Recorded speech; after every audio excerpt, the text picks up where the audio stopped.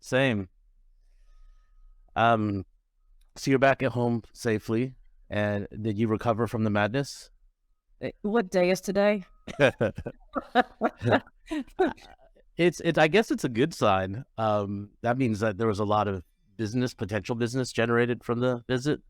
It, there, it was super exciting, Yeah. and there's so much to unpack from this. Like personally, for me, for RPC strategies, and then conversations that people are having about what legal week meant, what it really looked like, and the overarching theme I am hearing is um, something new is in the air. Something about legal week is new. I feel like it's evolving. It's definitely not what it was, but that's a Yeah. good thing. It's yeah. Yeah. There was an article online that talked about how we were trending towards platformization, where all of the mature products would have their foothold, and it Uh-huh. was all about integration, and that's much less so now. It's almost like it's all scrambled up again, and there's smaller players that are, making a presence, and it's back to those. I wouldn't call them all spot solutions, but it's more or less, a variety of options that Mhm. buyers have at their disposal to really build the exact stack that they want, not Mhm. necessarily incorporating the big players into the mix. So I thought that was interesting. I echo that because I'm having similar conversations where it's we knew 5 and 10 years ago, especially when Ediscovery was at its height, that there was going to be a lot of cannibalization, and there was. So you have Hmm. a lot of cannibalization of these larger companies, these conglomerates, and you've got, and just as far as technology, you've got Clio, you've got Reveal Brainspace, you've got a variety of big players in the space. And I'm not trying to leave anybody out. I'm agnostic, um, but I saw the same thing that you did with the cannibalization we've seen over the last 5 to 10 years and this influx of free capital as a result of the pandemic. What I saw and what a lot of others saw too was a lot more options. And we saw a lot more startups and younger companies Yeah. having a seat at the table. And it was really interesting because I think it's the same thing you're seeing is the customers don't necessarily need a one size fits all solution. They kind of want to build their own. And you see people like Josh Maley with Theorem, his marketplace platform, and what he's been building over time. And you can kind of build your own tech stack. You can go in those platforms, see build your own tech stack based on what you have, see where security issues may reside, or go start pulling things together. And you're seeing.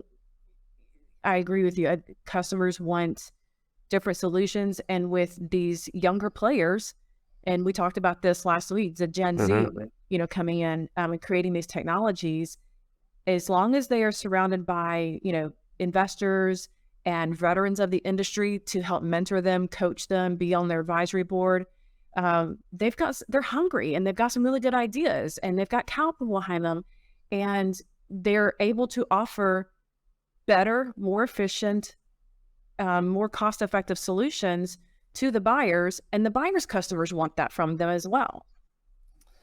Yeah, I think it's ripe for disruption. Disruption. That's what it feels like. And in the forensics part of it too, the left-hand side of the EDRM is also displaying some innovation. I think it's just the speed at which a lot of these new data sources and devices are they're causing issues and challenges, and Yep. your incumbents can't really keep up. And so that's an opening for like a mode one or a downstream. Right. And of course, the incumbents like Celebrite are still innovating too. They're bringing capabilities from the law enforcement area to private sector. So there's Yes. all kinds of things happening, and changes afoot, and emerging data could be leading some of that. I think AI is certainly leading some of that. And so the opportunity to incorporate AI into your business seems like a differentiator for now. I don't know if that's more recent or short-term hype versus long-term sustainable differences that make a major paradigm shift in how we do things? Well, I think we talked about this before. My former sales manager works at FTI now. And when Okay. I launched the Roundtable as a business, he had been there when I had it when we were at the same company. But it was just kind of a local education effort. And then when I launched it into a business, he was the first one to step up. So FTI was our first Roundtable sponsor. Oh, nice. Yeah. We did a program in Atlanta. And he was there. So Brian Ramos, just Yeah. one of the best bosses I've ever had. And kind of to some of the things you and I've discussed as well. Like especially in legal tech, I've got a lot of people who have helped me grow to where I'm at. And I'm in a place where I can start giving back and mentor other people too.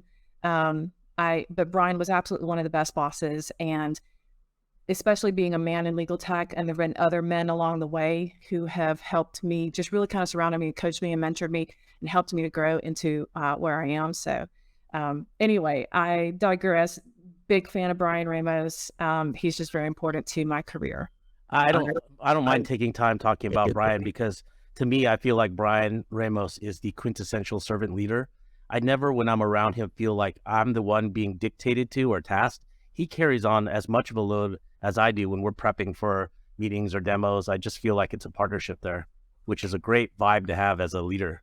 He really is. And when he became my boss, I'll mention this once and then, let you continue to lead. But I went to him, and there's a very critical component of being a sales executive that was actually a very weak area of mine. It's something I've struggled with and I always need help with. And was able to go to him and just say, look, here's where I'm weak. And he said, no problem. I'll help you. And he did. Every year I needed help in that area because it was an annual thing. He stepped in and he helped. And you're right. He's a total servant leader. We talked about AI, Yeah. and this wasn't pre-planned. I just thought I'd ask you, are there any plans that you have around incorporating AI into your business or other businesses that you work with as a strategic vision? Funny that you would ask that because I've used ChatGPT a couple of times Okay. in our own material, not for clients. We are very organic about that. Uh-huh. And anything that we do in strategy, we do for RPC first, and we test it out and prove it before it's something we would offer to clients. But I did use it a couple months ago, actually at the recommendation of one of our clients. And I did use it to create some copy for an email campaign that we sent out with our 2023 social media calendar. And then I also used it recently last week, going from New Hampshire over the weekend, working with my co-author on a book, to Legal Week. We're also facing our 4th anniversary on Monday, April 4th. And every year I write a very personal letter, to our audience about kind of what the last year's looked like, where we're going. And there's been a lot of conversation about having a seat at the table and what that means. And I had some ideas based on some personal experiences I have had, but then I also wanted to couple it with, something more general and meaningful and very positive and encouraging. And I just didn't have time to sit there and think through it and do the research. So I came up with kind of my intro. I came up with, who, what, when, where, why, and how questions, and a couple kind of my thoughts, but I just didn't have time to research. So I went to ChatGPT and I typed it in as like, give me 2 paragraphs on this. And I had some parameters, whatever. And so I'm actually looking at it on one of my screens because I need to edit it. Nice. So 2 things. One, I felt guilty. I felt like I was cheating, but not really. Once I calmed down, worked through my emotions about it, because I do all my own work. But I took a look at it and I thought, you know what? This is exactly the same thing I'm going to do if I had the time to do all the research anyway. And Right. it's just doing it faster for me. Now I am going to go back through, look at it, edit it. I'm going to be very careful about using statistics and analytics, because we've heard all the false reports and hallucinations and things like that. And I want to make sure, and that's the other thing too, like even with the email campaign, one of the biggest issues I have found, it's a great tool to help with some efficiency, some tasks. Generally, but it doesn't know my voice. It Right. doesn't have emotional intelligence. It doesn't know my audience. It doesn't know my audience the way I know my audience. And so it's a helpful tool to kind of kickstart, but Uh, it still needs to have a personal human touch to it. And you've got to verify things. for sure. I think that's wise. A lot of people are putting it through the paces. They're doing the R&D. Others are just rushing things out to market, thinking that, it's perfect for generating mass email marketing campaigns, et cetera. But like you said, if you're not careful, you can really lose your voice and not have it targeted and as precise as you want it to be. And I think that's what you do, is a lot of custom tailoring for your clients. You're not doing anything generic there. No, and we're actually writing a series of articles for Legal Tech News and Law Journal newsletter where we're taking a look at how AI can be, or ChatGPT or other similar tools, because it's not the only Right. one. It's just Right. got the first marketing, right? But we're taking a look at the tools that can help with that, as far as writing copy for email, for blog articles, for social media. But we're also taking a look at, kind of some of the issues I already listed. We're taking a look too at some tools that are designed to combat or counterbalance the ChatGPT type tools, ChatGPT and Bard and whatever.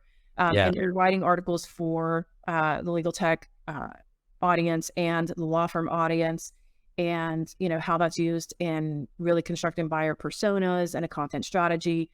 And it's those all of those components are really critical to creating the right marketing message.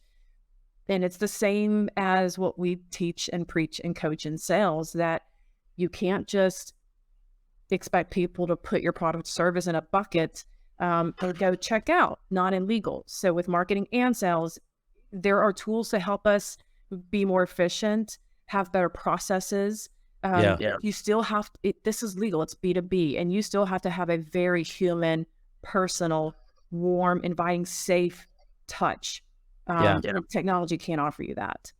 Yeah. I think a lot of people are going to be looking forward to what you have to say about that. And the subject matter will definitely get eyeballs, if anything, right? Just talking about it will get attention. But you mentioned something during your answer there about having a seat at the table. And it's the entire reason why I wanted to come back and do a remote session with you to augment the interview that we had on site during Legal Week in New York. And that is, I completely forgot to ask, how did you get your seat at the table? Because this is something personally interesting to me.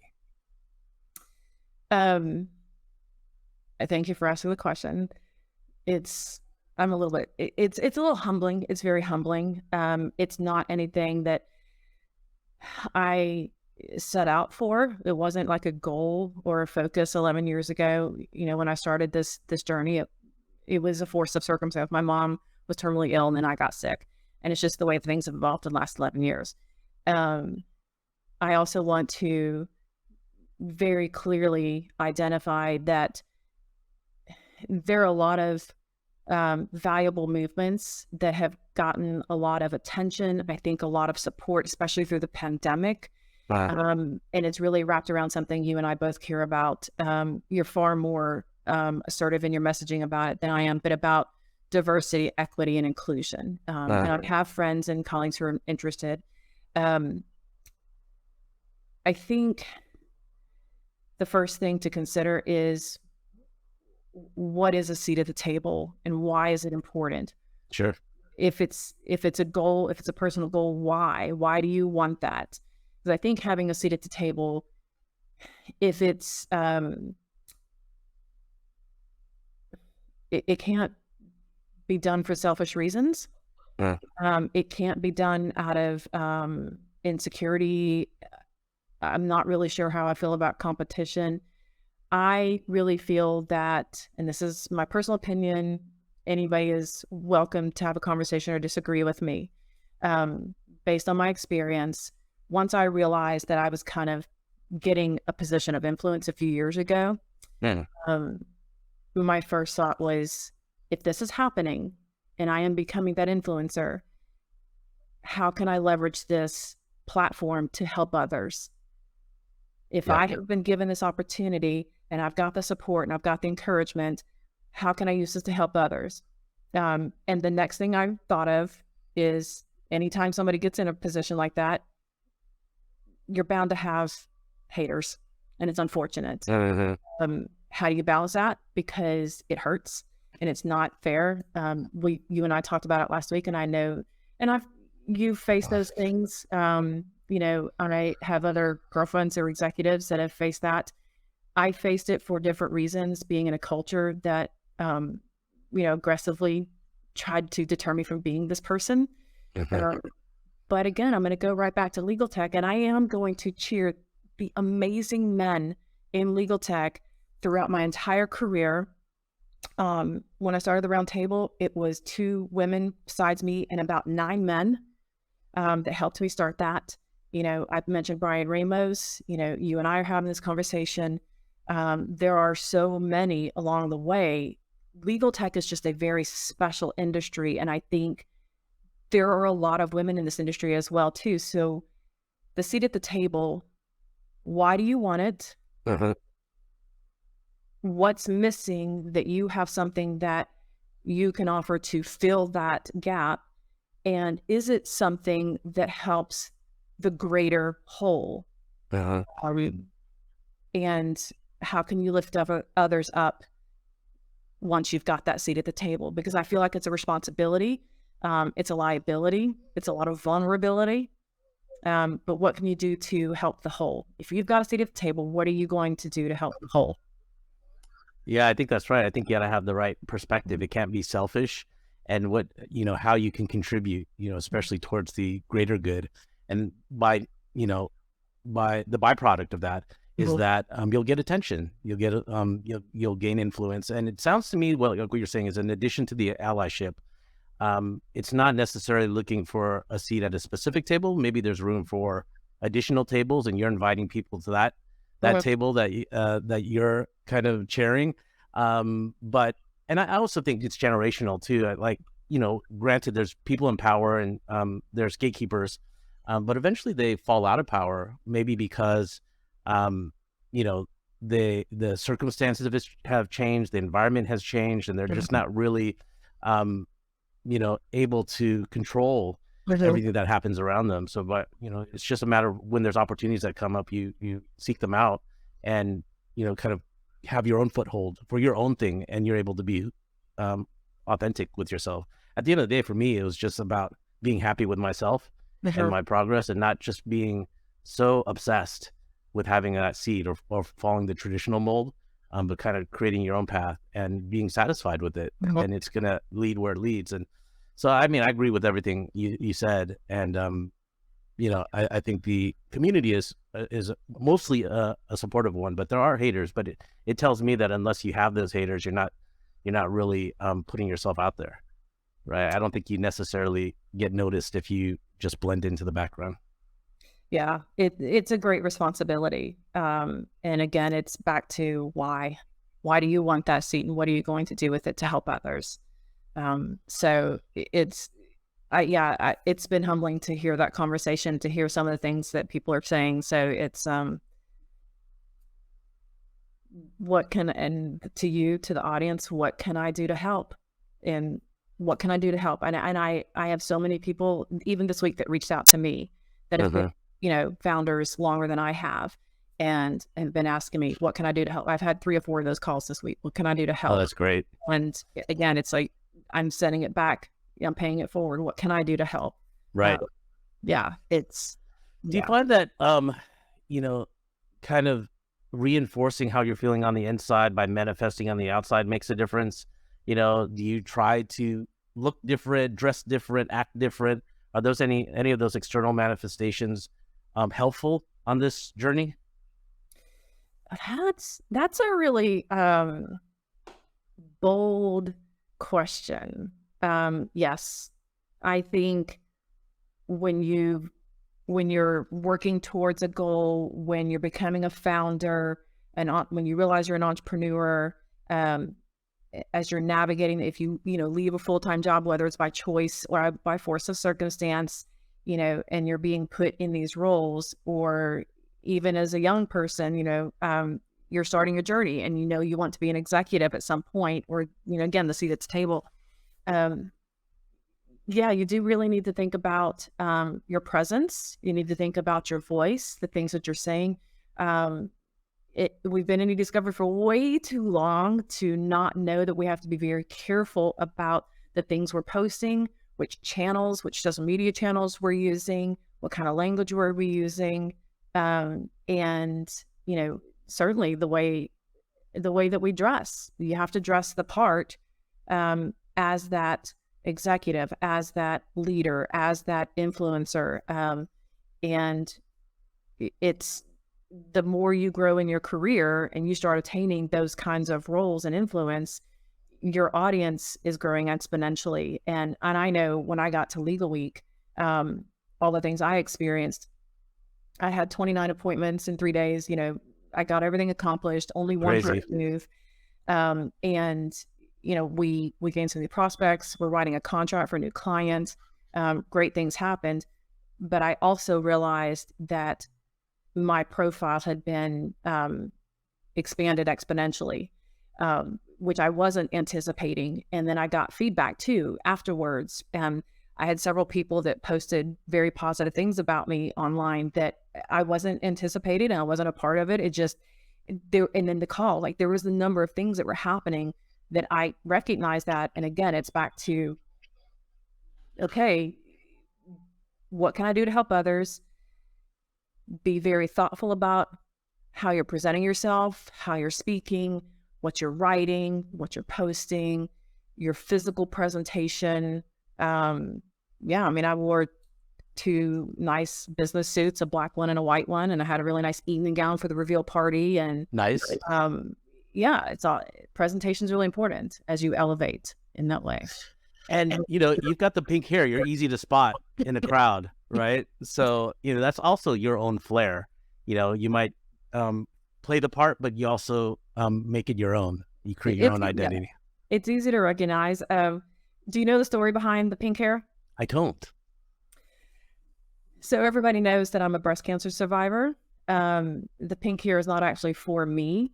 This is my 10th year, 2013. So 2013, I was diagnosed with breast cancer, DCIS stage 0, and went through, my treatment for that.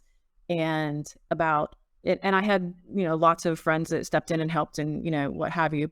But about 4 years later, one of my closest friends who had helped me in my journey called me. And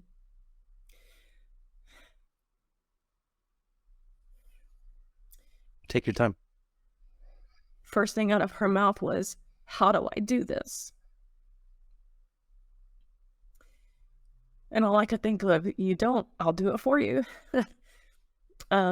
Hers was more advanced and she had to go through chemo and she lost her hair. And I told her I would color my hair pink for her. And then since then, through the pandemic, several other women in legal tech, very well-known women that you would all recognize their names, several of them were diagnosed with breast cancer during the pandemic, and they all called to ask me about my journey and how I got through it. And most of them were more advanced than mine was. And so that's the story behind the pink hair. That's why I keep it pink and purple and different colors. It's I didn't have to go through chemo. I didn't lose my hair, and some of them did. So this was my way of supporting them. Well, I think it's a good visible sign. And now that the story is being further reinforced, people will know and know that you're a resource for support. I know that the color pink is related to breast cancer awareness. I know the Susan G. Komen Foundation was one that I donated to in the past. I'm not sure what their status is now, but there's other, charities just like that. And There's another one called Little Pink Houses that a friend of mine in Montgomery, because she and I went through it at relatively the same time, 10 years ago. Yeah. She was litigation support at a firm, I think in Montgomery. She donated to a place called Little Pink Houses. And I think it kind of, I'd have to look it up, but I think they provide like vacations for breast cancer survivors and their families. So yeah, there's several really good organizations that support that. Ari Kaplan, he did amazing things with the virtual lunch and keeping the community together. Honestly, I think he should get like a Lifetime Achievement Award from Legal Tech for what he did. But in one of those, it fell on a day that I was celebrating an anniversary of my diagnosis. and he donated in my name. And so I just love this community. We're talking about all these things, and Well, like great. it all roads lead to just how great and spectacular this and special this legal tech community is. Just very supportive. There's lots of encouragement, lots of support, lots of resources for everybody to be successful in this industry.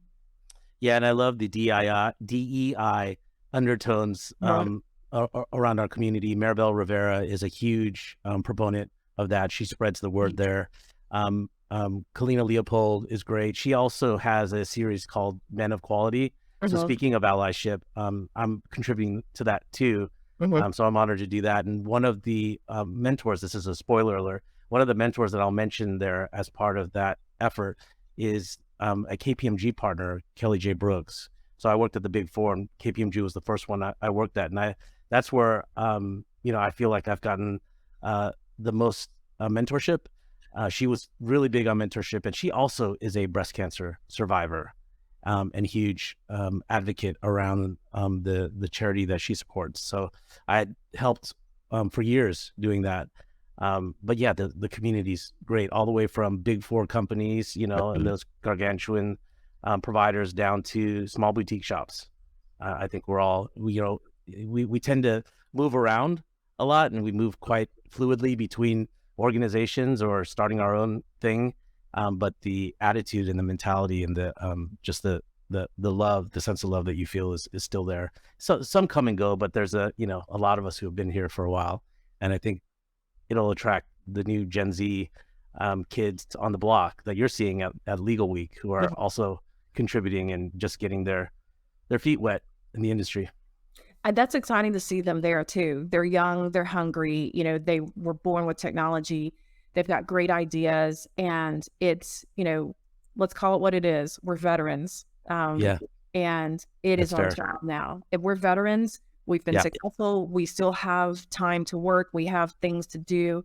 We're leaders in the industry. It is our job to pay that forward. I mean, it is our job to reach back to these generations behind us and hold their hands and bring them up and be the support and mentors that they need us to be, because it is going to be their turn to take over leadership. And it's our job to be available to mentor and train them up so they can do that. that's a great way to close the loop on all that, Melissa. Thanks for joining me in this kind of emergency recap, because I wanted to ask you that question specifically. How can people get in touch with you? What's the best way to reach out? Sure. My email address is rogo@rpcgrowthstrategies.com, or you can reach me at 205-873-1234. And my LinkedIn profile, of course. So just look for Melissa Rogozinski and connect with me and let me know how I can help. Well, you're a great personality, veteran in this industry, and I was so happy that we were able to make a stronger connection. And I look forward to the future where we can work together more. Me too. I look forward to our next conversation, Jerry. Thank you for having me. Yeah, of course. All right. Bye. See ya. Bye-bye. Bye.